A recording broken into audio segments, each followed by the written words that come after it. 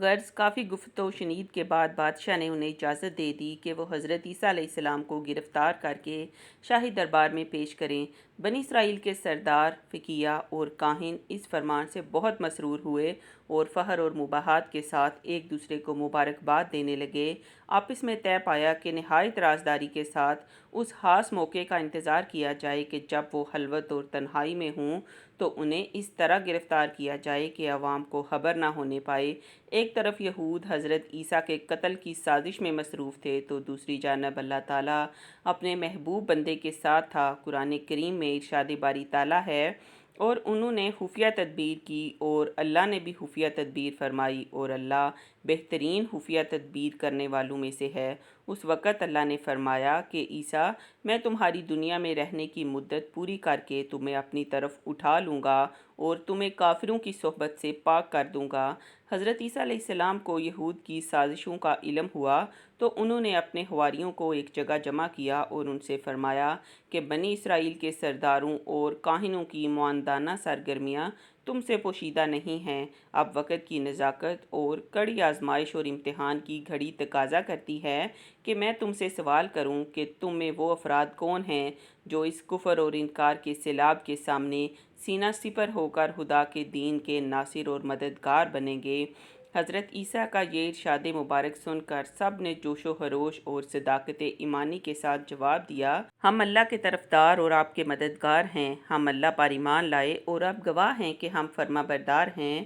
اے پروردگار، جو کتاب تو نے نازل فرمائی ہم اس پر ایمان لائے اور ہم صدقے دل سے تیرے پیغمبر کے پیروکار ہیں، تو ہمیں ماننے والوں میں لکھ لے۔ حضرت عیسیٰ کی نگرانی میں مصروف بادشاہ کے مخبروں نے ایک روز سرداروں اور کاہنوں کو اطلاع دی کہ اس وقت یسوع مسیح یعنی حضرت عیسیٰ علیہ السلام لوگوں کی بھیڑ سے الگ اپنے شاگردوں کے ساتھ ایک بند مکان میں موجود ہیں۔ اطلاع ملتے ہی وہ لوگ موقع پر پہنچ گئے اور چاروں طرف سے مکان کو گھیر لیا۔ روایت میں ہے کہ مکان کا محاصرہ کرنے والے یہودیوں کی تعداد 4000 تھی۔ حضرت عیسیٰ کے حواریوں کی تعداد کتنی تھی؟ 12، 14 یا 17؟ وہ کون شخص تھا جس کے چہرے کو آپ کی شکل دی گئی؟ ان سوالات کے مفسرین کی کتب میں مختلف جوابات ہیں۔ ہم نے علامہ ابن کثیر کی شرح افاق کتاب قصص الانبیاء میں درج واقعے کا انتخاب کیا ہے۔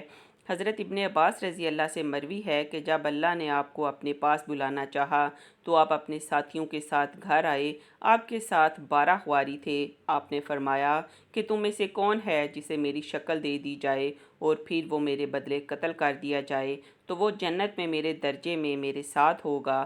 تو ایک نوجوان شخص کھڑا ہوا اور عرض کیا کہ میں حاضر ہوں۔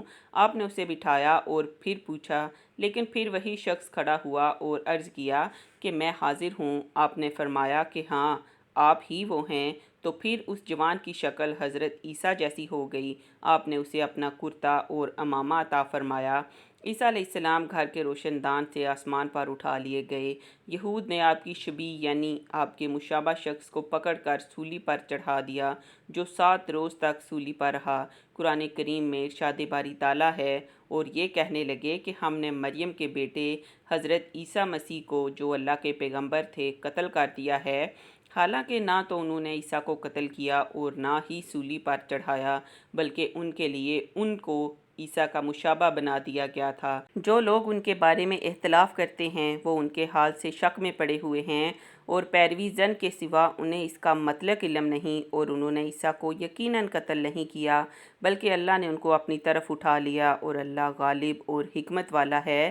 ابن جریر لکھتے ہیں کہ انجیل جب حضرت عیسیٰ پر نازل ہوئی تو آپ کی عمر مبارک 30 سال تھی، اور پھر آپ سرزمین پر 33 سال تک رہے، جس کے بعد آپ کو آسمان پر اٹھا لیا گیا، جبکہ انجیل آپ پر 18 رمضان کو نازل ہوئی۔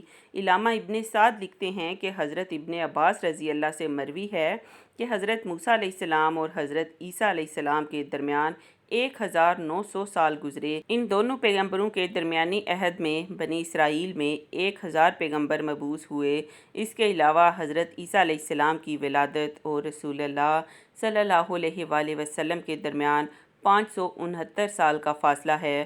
حضرت عیسیٰ علیہ السلام جب آسمان پر اٹھائے گئے تو ان کی عمر 32 سال 6 ماہ تھی۔ اللہ تعالیٰ نے انہیں روح ماد جسم اٹھایا۔ وہ اس وقت زندہ ہیں۔ قیامت سے قبل دنیا میں واپس آئیں گے اور سب لوگوں کی طرح وفات پائیں گے۔ حضرت عیسیٰ علیہ السلام کی بستی کا نام ناصرہ تھا، تو ان کے اصحاب کو ناصری بھی کہتے ہیں، جبکہ نصاری کا نام بھی اسی لیے نصاری پڑا۔ حضرت عیسیٰ کا حلیہ مبارک کیسا تھا، اس سلسلے میں چند مستند حدیث مبارکہ ہیں۔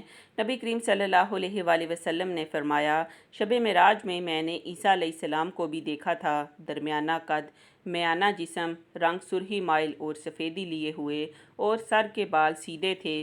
رسول اللہ صلی اللہ علیہ وآلہ وسلم نے شب معراج کی کیفیت بیان کرتے ہوئے فرمایا، میں نے عیسیٰ علیہ السلام کو بھی دیکھا، وہ میانہ قد اور نہایت سرخ اور سفید رنگ والے تھے، ایسے تر و تازہ اور پاک و صاف کہ معلوم ہوتا تھا کہ ابھی غسل کر کے نکلے ہیں۔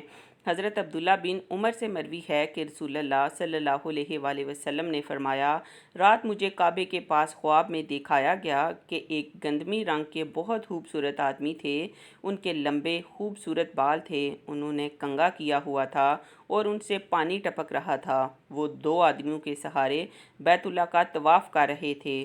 میں نے پوچھا کہ یہ کون صاحب ہیں؟ مجھے بتایا گیا کہ یہ مسیح ابن مریم علیہ السلام ہیں۔ حضرت ابو ہریرہ رضی اللہ سے روایت ہے کہ رسول اللہ صلی اللہ علیہ وآلہ وسلم نے فرمایا، میں دنیا اور آخرت میں سب سے زیادہ عیسیٰ ابن مریم علیہ السلام سے قریب تر ہوں۔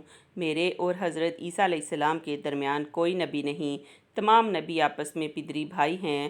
حضرت ابو ہریرہ رضی اللہ سے مروی ہے کہ رسول کریم صلی اللہ علیہ وآلہ وسلم نے فرمایا، قیامت اس وقت تک قائم نہ ہوگی جب تک عیسیٰ ابن مریم کا نزول ایک عادل حکمران کی حیثیت سے تم میں نہ ہو لے۔ وہ صلیب کو توڑ دیں گے، سوروں کو قتل کر دیں گے اور جزیہ قبول نہیں کریں گے۔ اس دور میں مال و دولت کی اتنی کثرت ہو جائے گی کہ کوئی اسے قبول نہ کرے گا۔ نبی کریم صلی اللہ علیہ وآلہ وسلم کے امتی کی حیثیت سے حضرت عیسیٰ علیہ السلام کا دوبارہ نزول، امت مسلمہ کی قیادت و رہنمائی، فتنہ دجال کی سرکوبی، خنزیر کا قتل، صلیب کا توڑا جانا، یاجوج ماجوج کا خاتمہ، فسق اور فجور کا سدباب، امن و امان کا قیام، اسلام کا بول بالا، قرب قیامت کی وہ حقیقتیں ہیں جن کا تذکرہ احادیث مبارکہ کی تمام کتب میں موجود ہے۔ حضرت عیسیٰ ابن مریم علیہ السلام 40 یا 45 سال تک دنیا میں رہیں گے، آپ شادی کریں گے، اولاد ہوگی، پوری دنیا میں اسلام کا بول بالا ہوگا، پھر حضرت عیسیٰ علیہ السلام وفات پائیں گے، آپ کو روضہ عطر میں دفنایا جائے گا، جہاں ایک قبر کی جگہ خالی ہے۔